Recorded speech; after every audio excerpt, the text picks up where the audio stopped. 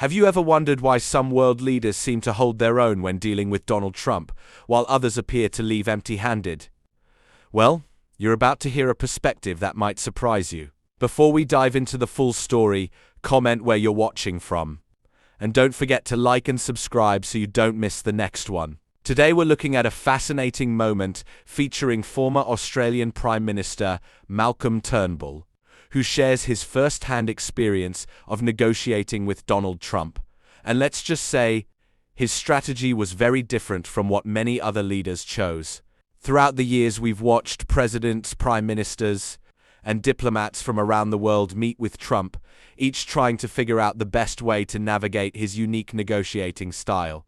Some opted for praise. Others tried to avoid confrontation altogether. But according to Turnbull, neither of those approaches earned much respect. Instead, he argues that standing your ground and speaking honestly is what ultimately made the difference. And that's exactly why this clip has attracted so much attention. What makes Turnbull's comments particularly interesting is that they don't come from someone observing events from the sidelines. He's talking about his own direct conversations with Trump, including one of the most talked-about diplomatic exchanges of Trump's first presidency. As you'll hear, Turnbull doesn't just tell a funny story. He explains the thinking behind his approach, why he believed it worked, and why he thinks many other leaders made a critical mistake when trying to build a relationship with the former president. There are a few moments in this discussion where the audience can't help but laugh. But beneath the humor is a serious lesson about leadership, negotiation, and international diplomacy. Whether you agree with Malcolm Turnbull's politics or not, hearing a former head of government explain what actually happened behind closed doors offers a rare perspective that most people never get to hear. So pay close attention, because this conversation isn't just entertaining. It also gives an inside look at how high-stakes diplomacy can unfold when two strong personalities collide. Let's watch the clip, and afterward we'll break down what stood out the most. People forget, Australians forget, that in the imperial capital they regard deference as their due.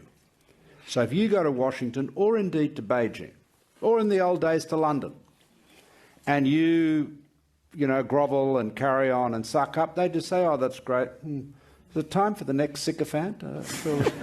Surely he's had his 10 minutes of sucking up. It is crazy.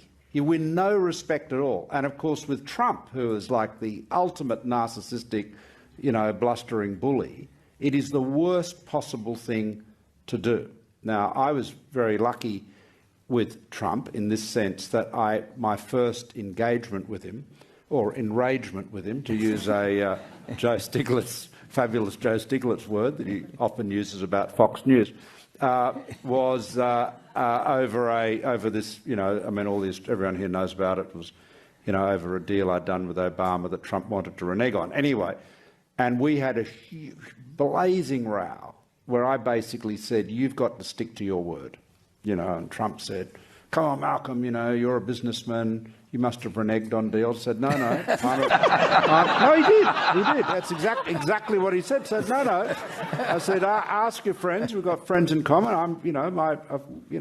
My reputation is being a man of my word. I've got lots of other bad things people say about me, but people generally haven't said that I'm untrustworthy in that regard. So I made this point to Trump anyway, and so the conversation began, no way, Jose, and ended up, yes, I hate you. Yes, but I hate you, basically. So he did. He said the call was worse than the one he had with Putin. Although, as I later learnt when I saw them together, he really loves Putin. So it's a bit complex. But the point is, by standing up to Trump and not, doing what they were, American side were back channeling us to not raise the issue, I won his respect, and I was able to get some very good outcomes for Australia.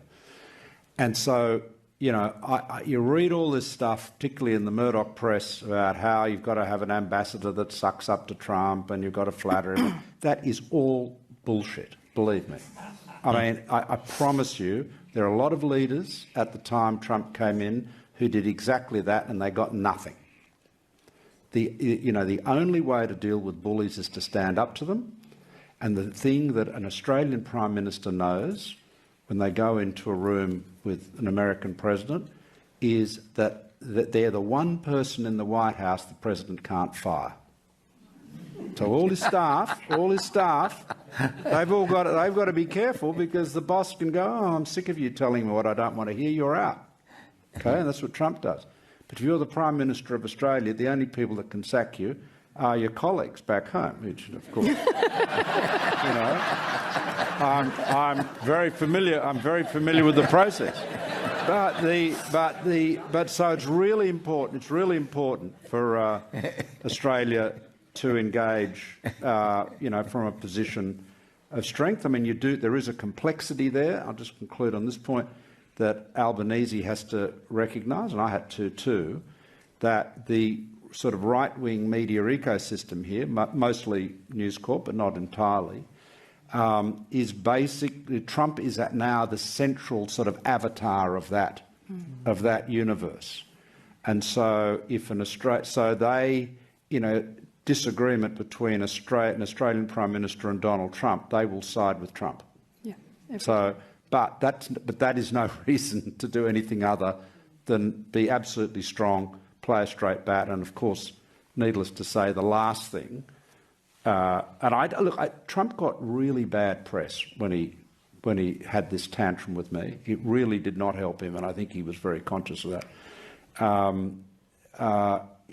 As far as our ambassador, the Australian government appoints the Australian ambassador to Washington, and just like the American government appoints the American ambassador to Canberra, and the idea that you'd be taking direction from the White House as to who our ambassador should be. I mean, declaring an ambassador persona non grata is a big deal. That's the kind of thing you do to the Russians when they're spying on you or something. So that isn't going to happen.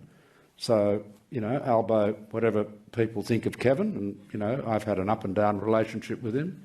We're currently in love again, but it's been patchy, I'd have to say.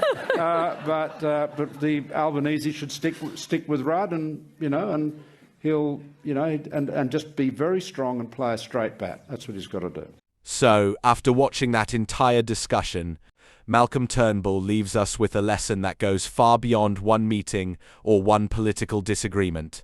This wasn't simply about Donald Trump, it was about negotiation, leadership, and what happens when world leaders decide whether to approach difficult conversations. From a position of confidence or a position of caution. What stood out most to me was Turnbull's insistence that respect isn't earned through constant praise. In his view, respect comes from being willing to defend your country's interests, even when you're speaking to one of the most influential leaders in the world. Whether you agree with his politics or not, it's hard to ignore the fact that he's speaking from personal experience. He wasn't offering a theory. He was describing conversations that he says he actually had, including a disagreement over a refugee resettlement agreement negotiated during the Obama administration. According to Turnbull, he chose not to back away from that disagreement, and he believes standing firm ultimately helped Australia achieve a workable outcome. That's an interesting perspective because it challenges a common assumption that diplomacy always requires avoiding conflict.